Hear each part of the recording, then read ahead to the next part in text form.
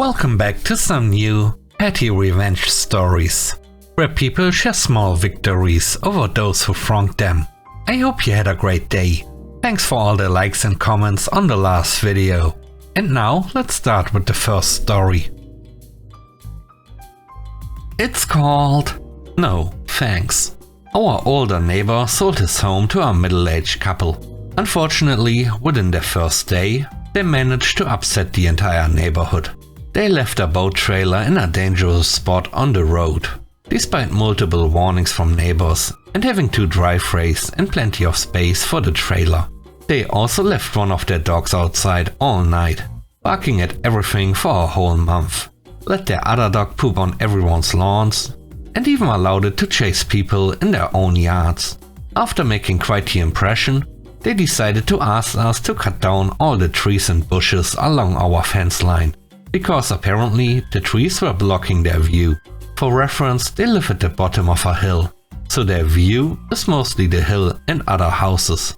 When we politely told them no, they asked if we could at least trim the branches lower, so they could see through them, and then walked away. Since then we haven't trimmed a single branch. There are no power lines in the area, and everything is well within our fence line. In fact, we let the area beside our patio grow even thicker, so now their view is entirely leaves. We actually prefer it this way. It saves us the cost of installing a privacy fence we'd been planning. Moral of the story: if you move into a neighborhood and treat people poorly, don't expect them to cater to your demands. Enjoy your lovely view of greenery. The next story is called A Last Present. I'm a game designer and developer, and I once worked for an employer who was running out of funds. His big strategy to attract new investors was to release a new game in just 1 month and impress potential backers at GDC. Alright, not ideal, but I've seen worse. I was determined to do my best work.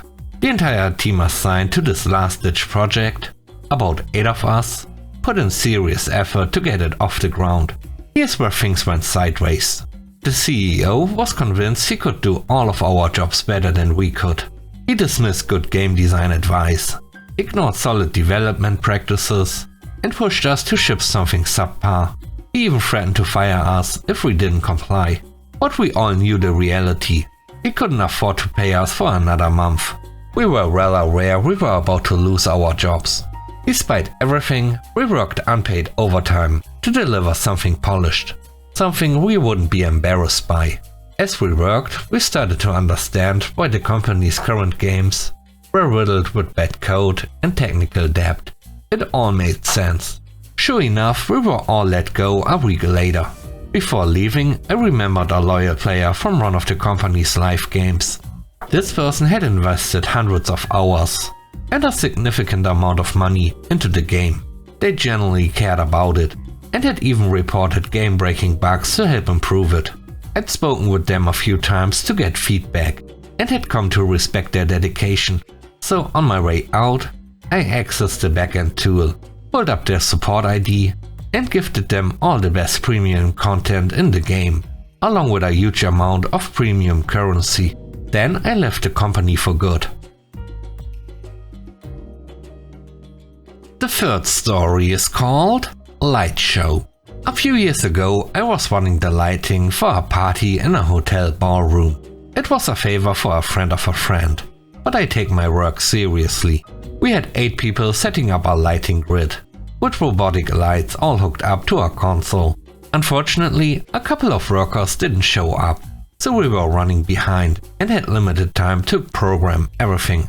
About 10 minutes before doors opened, I realized I hadn't had any water all day and was feeling the strain. I quickly went over to the bartender and politely asked for some seltzer. He looked at me, clearly unimpressed by my show blacks, rolled his eyes and told me, "No, none of this is for staff. If you are thirsty, you can drink tap water from the kitchen."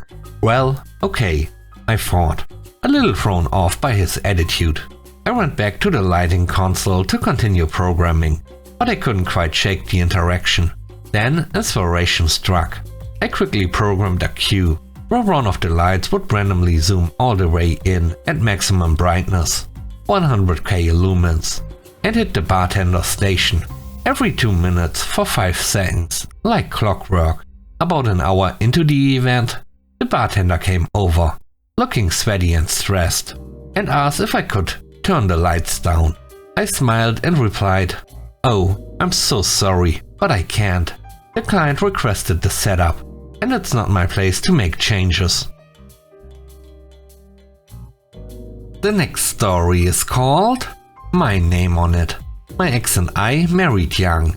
I was completely devoted to her, and to be fair, she had a lot of love to give. The problem was, she gave it to just about anyone, usually while I was at work. She wasn't happy being married to a broke college student, and decided to find a new relationship that could offer her more financial stability.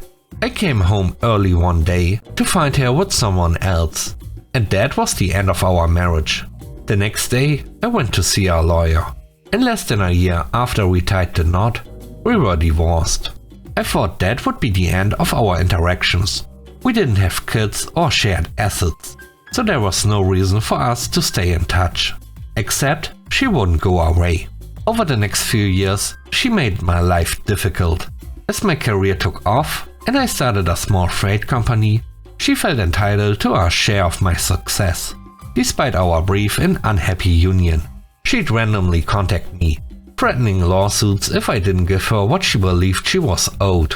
Of course, that's not how divorce works, so I ignored her threats and the occasional negative social media post. Over time, her antics dwindled down to just driving past my house on holidays, when she was in town visiting her parents. A few more years went by. The person she cheated with had long since passed away, leaving her to raise their child alone. Life moved on for both of us. She relocated to the other side of the state, and I thought that would be the end of it. But then I decided to have a little harmless fun. Through a friend of a friend, I learned that her child was going to start playing Little League the next season. I'm a big supporter of youth sports, so I reached out to the league and offered to sponsor a team in her community through my company, which just so happens to include my first and last name in its title. My idea was simple. Her child's team might play against my sponsored team once or twice, and she'd have to sit in the stands and see my name every game. As luck would have it, things turned out even better than I could have imagined. Little League teams are randomly assigned, and guess which team her child ended up on? That's right, the one I sponsored.